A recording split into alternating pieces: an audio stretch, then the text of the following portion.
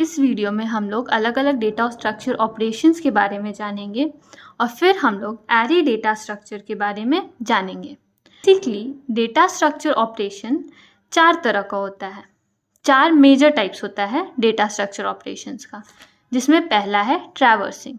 Traversing में mainly क्या होता है कि हम लोग हर रिकॉर्ड को एक डेटा स्ट्रक्चर में, मान लीजिए रिकॉर्ड स्टोर्ड है, तो हर रिकॉर्ड को ट्रैवर्सिंग के हेल्प से एक बार एक्सेस कर सकते हैं।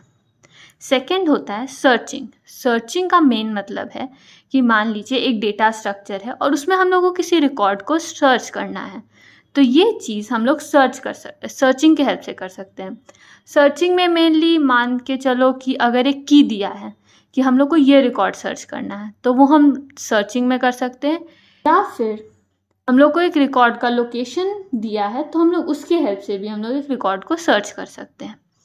फिर आता है इंसर्शन। इंसर्शन मतलब किसी भी डेटा स्ट्रक्चर में एक नया रिकॉर्ड को इंसर्ट करना। फिर है डिलीशन। डिलीशन में क्या होता है कि हम लोग किसी भी डेटा स्ट्रक्चर में किसी भी रिकॉर्ड को उसमें डिलीट करते हैं। तो ये 4 मेजर ऑपरेशंस है एक डेटा स्ट्रक्चर में जो हम लोग परफॉर्म करते हैं, और हम लोग को आना चाहिए कि इसको कैसे और किस डेटा स्ट्रक्चर में कैसे कर सकते हैं। कभी कभी ऐसा भी होता है कि हम लोग को किसी एक डेटा स्ट्रक्चर पे 2 या 2 से ज़्यादा ऑपरेशन एक साथ परफॉर्म करना पड़ेगा। मतलब ऐसा है कि मान लीजिए हम लोग को एक रिकॉर्ड का वैल्यू दिया हुआ है, मतलब एक वैल्यू दिया है, तो हम लोग को बोला है कि ये वैल्यू को हम लोग को इस डेटा स्ट्रक्चर से डिलीट करना है। तो इसमें हम लोग पहले क्या करेंगे, पहले उस वैल्यू को उस डेटा स्ट्रक्चर में ढूंढेंगे, मतलब कि पता करेंगे कि वो वैल्यू कहाँ स्टोर्ड है। ये हम लोग कैसे करेंगे, सर्चिंग के हेल्प से। अब जब वो हम लोग को वो वैल्यू मिल जाएगा, उसके बाद हम लोग को क्या करना है कि उस वैल्यू को डिलीट करना है, क्योंकि हम लोग को डिलीट करने को बोला गया है। तो फिर हम लोग डिलीशन के हेल्प से उस वैल्यू को डिलीट करेंगे। तो ऐसे ही हम लोग डेटा स्ट्रक्चर ऑपरेशंस को यूज़ करते हैं। डेटा स्ट्रक्चर ऑपरेशंस बहुत इंपॉर्टेंट है, क्योंकि इसी के हेल्प से सारा कुछ हम लोग डेटा स्ट्रक्चर में एक्सेस करते हैं या फिर डिलीट करते हैं, सर्च करते हैं, सारा कुछ इन्हीं मेजर ऑपरेशंस से होता है। अब हम लोग देखते हैं कि एरे डेटा स्ट्रक्चर क्या होता है। तो ये यहाँ क्या दिया है, array is a collection of similar data items. मतलब कि एरे जो है एक कलेक्शन ऑफ डेटा आइटम्स होता है। मतलब कि एक तरह का डेटा आइटम्स हम लोग एक साथ एक एरे में स्टोर करते हैं। The elements of an array और ऑफ सेम टाइप। जैसे मान लीजिए एक एरे हम लोग बनाए हैं, ठीक है, तो उसमें जो एलिमेंट होगा वो सेम टाइप का होगा। अगर हम लोग integer value of element store कर रहे हैं, तो सिर्फ इंटीजर ही स्टोर कर सकते हैं हम लोग उस एरे में। डबल या फिर फ्लोट ये सब नहीं स्टोर कर सकते। अगर एरे डिक्लेयर्ड है कि वो इंटीजर स्टोर करेगा, तो सिर्फ और सिर्फ इंटीजर ही स्टोर कर सकता है। And each element can be accessed using same name. मतलब कि जो एरे का अगर हम लोग नाम दिए हैं कि एक एरे है जिसका नाम है ए, तो उस एरे का सारा एलिमेंट ए नाम से ही हम लोग एक्सेस करेंगे, but with different index values. मतलब कि उसका इंडेक्स वैल्यूज़ अलग होगा। जैसे यहाँ मैं एक्सप्लेन करते हैं, यहाँ एरे डिक्लेयर हुआ है इंट ए ऑफ 5। यहाँ ए जो है ये इस एरे का नाम है, ठीक है। अब हम लोग बताए हैं कि एरे का जो लेंथ है कि 5 होगा, ठीक है। और इसमें हम लोग देखिए विथ डिफरेंट इंडेक्स वैल्यूज़ बोला है ना, तो यहाँ पे क्या है कि इस एरे में ए ऑफ 5 स्टोर किया, या हम मान लीजिए ये एलिमेंट्स है इस एरे का, ठीक है। तो इस हर एलिमेंट का एक अपना इंडेक्स वैल्यू होता है। जैसे कि हम लोग यहाँ से 0 से शुरू कर रहे हैं, हम लोग 1 से भी शुरू कर सकते हैं। तो 80 का जो इंडेक्स, मतलब कि ए ऑफ 0 बोलेंगे, ये इसका इंडेक्स वैल्यू हो गया, तो ए ऑफ 0 हो जाएगा 80, ठीक है। वैसे ही देख सकते हैं ए ऑफ 1 हो जाएगा 90, मतलब कि फर्स्ट इंडेक्स वैल्यू पे 90 स्टोर्ड है। ए ऑफ 2 हो जाएगा 45, मतलब कि सेकेंड इंडेक्स वैल्यू पे 45 स्टोर है। वैसे ही, ठीक है।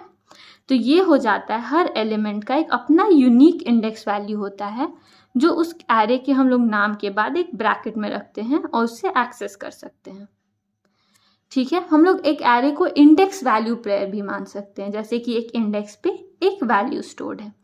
अब जो एरे होता है वो एक फाइनाइट होता है, फाइनाइट डेटा सेट है। मतलब कि हम लोग को पहले से ही डिफाइन करना होता है कि एरे में कितना एलिमेंट हम लोग स्टोर करने वाले हैं। हम लोग इसको बाद में डिसाइड नहीं कर सकते। मान लीजिए बाद में हम लोग ऐसा नहीं कर सकते कि हम एक एक और एलिमेंट मान लीजिए हम लोग यहाँ पे 42 स्टोर कर दिए, ये पॉसिबल नहीं है। मतलब कि एक एरे में हम लोग को प्री डिफाइंड होता है कि इतना ही डेटा आइटम स्टोर्ड होगा। एरे का बहुत सारे यूजेस है, मतलब कि मैक्सिमम हाई लेवल लैंग्वेज जैसे C++, जावा सब एरे यूज़ करता है, ठीक है। और एरे को बेसिकली अगर हम लोग को स्टैक को इम्प्लीमेंट करना है या फिर क्यू को इम्प्लीमेंट करना है, वो सब कुछ हम लोग एरे के हेल्प से कर सकते हैं। और एक बात, जो एरे होता है, एरे में जो एक के बाद एक एलिमेंट स्टोर्ड होता है, मतलब कि एक के बाद एक मेमोरी लोकेशन पे एरे का एलिमेंट स्टोर्ड होता है। मान लीजिए यहाँ पे हम लोग मान के चल रहे हैं कि एक इंटीजर टाइप ऑफ एरे है, तो यहाँ ये इंटीजर वैल्यू जो है वो 2 बाइट मेमोरी लोकेशन ले रहा है। तो मान के चलिए कि पहला एलिमेंट 1000 मेमोरी लोकेशन पे स्टोर्ड है, तो 2 बाइट मान के चल रहे हैं, तो जो सेकेंड एलिमेंट होगा वो 1002 पे स्टोर्ड होगा, थर्ड एलिमेंट 1004 पे स्टोर्ड होगा, फोर्थ एलिमेंट 1006 पे स्टोर्ड होगा और फिफ्थ एलिमेंट 1008 पे स्टोर्ड होगा। तो एरे का यही है कि एरे में एक के बाद एक ही मेमोरी लोकेशन पे एलिमेंट स्टोर्ड होते हैं। ऐसा नहीं हो सकता है कि पहला 1000 पे है तो दूसरा कहीं 2000 पे स्टोर्ड हो, ऐसा नहीं होता है। ये दूसरे किसी डेटा स्ट्रक्चर्स में होता है, बट एरे में ऐसा नहीं होता है। जैसा हम आपको बताएं कि जो एरे होता है उसका साइज फिक्स्ड होता है। ये एक तरह से एक डिसएडवांटेज भी हो जाता है एरे का, क्योंकि मान लीजिए कि हम लोग के पास पहले हम लोग को पता था कि हम लोग 5 एलिमेंट स्टोर करने वाले हैं, लेकिन मान लीजिए एक नया एलिमेंट आता है जैसे कि यहाँ पे 42, तो ये एलिमेंट हम लोग एरे में नहीं स्टोर कर पाएंगे। उसके लिए हम लोग को एक नया एरे बनाना पड़ेगा, उसके बाद उसमें हम लोग एलिमेंट स्टोर कर सकते हैं, जिसकी वजह से बहुत सारा मेमोरी प्लस टाइम भी वेस्ट होता है। और ऐसा भी होता है कि मान लीजिए कि जैसे ये इस एरे में हम लोग के पास 5 एलिमेंट हैं, तो हम लोग इसको 5 डिक्लेयर किए, लेकिन हम लोग पहले 5 डिक्लेयर किए होते हैं लेकिन 3 ही एलिमेंट होता, तो 2 स्पेस तो वेस्ट हो जाता। ये भी एक डिसएडवांटेज हो जाता है एरे का, मतलब कि इसका जो फाइनाइट पता होता है कि कितना लेंथ होगा एरे का, वो एक काइंड ऑफ डिसएडवांटेज है जिसको अलग अलग डेटा स्ट्रक्चर्स फिर उसको ओवरकम करते हैं। तो ये एरे का बेसिक्स था। अब हम नेक्स्ट वीडियो में आपको एरे के बारे में डीप में बताएंगे और एरे के बारे में और भी सारा डेटा स्ट्रक्चर ऑपरेशंस जो अभी हम लोग पढ़ें उसको कैसे परफॉर्म कर सकते हैं एक एरे में, वो बताएंगे।